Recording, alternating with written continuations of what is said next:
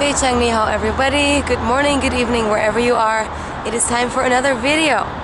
And because I haven't seen the sun in about 5 or 6 days and everybody's kind of down, it's been rainy, I feel like today would be a good day to talk about something negative, and that is how Shanghai has made me a worse person.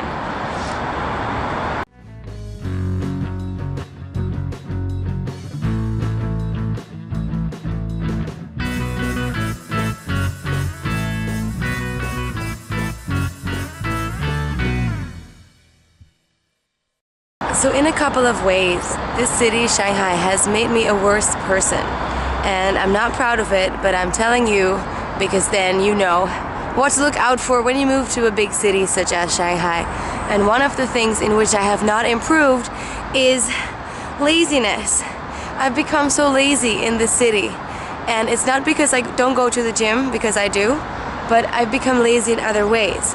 In the Netherlands, I would cook for myself, I would do grocery shopping, go out on my bike to school.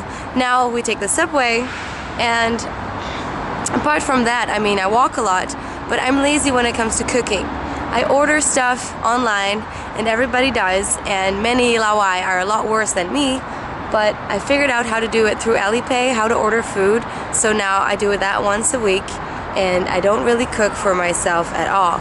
And when you think about that, it is really bad. It's really bad for a number of reasons, because it's not just bad for your health and it doesn't just make you lazy, it's also bad for the environment. So those are two big things that I want to talk to you guys about. One of the things that is a problem here in Shanghai, and I would say in all of China, is recycling and plastic. And I've showed it to you before, but I have one here. It was in plastic. And again in plastic. These bananas in plastic, they're a big problem and they make me quite frustrated. I didn't buy this one, my school did, and I would never buy them like this. But truth remains that many things are separately wrapped in plastic, and then when you order stuff online, of course it comes wrapped in plastic. When you order food, because you're lazy, you're also impacting the environment. And everything comes in like plastic boxes, plastic bags, then plastic forks wrapped in plastic. So it all adds up, and I feel guilty about that. And I know many people don't even stop to think about it, but I am worried and concerned about my ecological footprint. So I try not to order food online. I try to go to a shop and buy it, but even at the shop, everything is in plastic too. So I'm not sure how much of a difference it makes. I do think about when you order food, you also have the guy on the scooter bringing it to you, and I guess that's not good for the environment either. But yeah, generally, like, recycling isn't a thing here, and people are not really concerned with the environment. They just want what is convenient. So I could show you some of the bins. You sometimes find bins that ask for plastic bottles and bins that ask for other garbage, but people don't really look at what it says on the outside, and they throw inside the bin whatever they want. And also, I don't think the garbage pickup really, it all ends up in the same truck. So it's just looks nice. It looks as if they're thinking about recycling, but actually nobody really cares. It is all big fake news. Maybe it looks cool, but in the end, it's all going to go to the same garbage pile. So you can see that the laziness and also the environment issue, they kind of go hand in hand. So if people, including myself, if we just cooked for ourselves more and thought about the amount of plastic we used, maybe the world would be a better place. I do worry, guys, about that plastic soup in the ocean. Boyan slut, I haven't forgotten thee. And then there's another issue that I wanted to point out to you, and that is rudeness.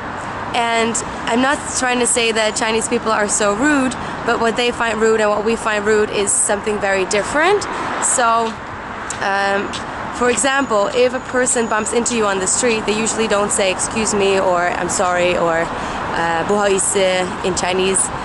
People just push each other away, and that's okay. And when you walk out of the elevator, especially on the first floor, when it's logical that people have to get out of the elevator first, people don't wait, they just get in the elevator, and it's really inconvenient, so you have to push.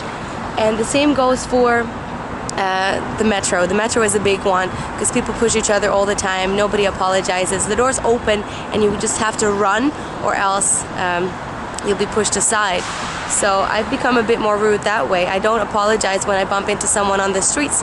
And I noticed this especially when I was in Hong Kong with my friend and we were cutting in line and we didn't think twice about it, you know, because in Shanghai, maybe in all of China, that's just the norm. You just go for yourself, you don't think about others, you just push because it is, you know, there are too many people. You can't be concerned with everybody else's feelings all the time.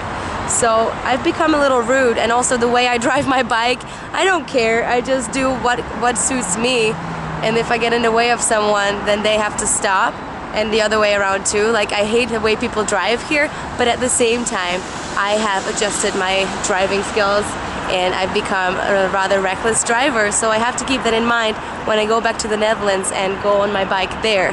Like, you don't just cut and do what you want, and also traffic lights are supposed to mean something. So I'm blaming the weather now, but this was a rather negative video. I realized that, and I also feel that I have improved a lot as a person in Shanghai. I have grown a lot, and I want to tell you about that as well, but I'll do that in the next video. Also, if you're interested in what else I'm very negative about, it's dating. Dating in Shanghai is a struggle, it's a pain, and together with my friend Amber, I've started a new video channel about dating in Shanghai. So if you're interested in that, find us at Single Shanghai.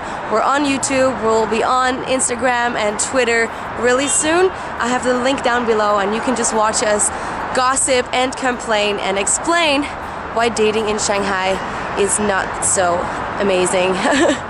Yeah. To be continued. Thank you all so much for watching. As always, 再见大家. See you next time with a slightly more positive video for you guys. Hi. Morning.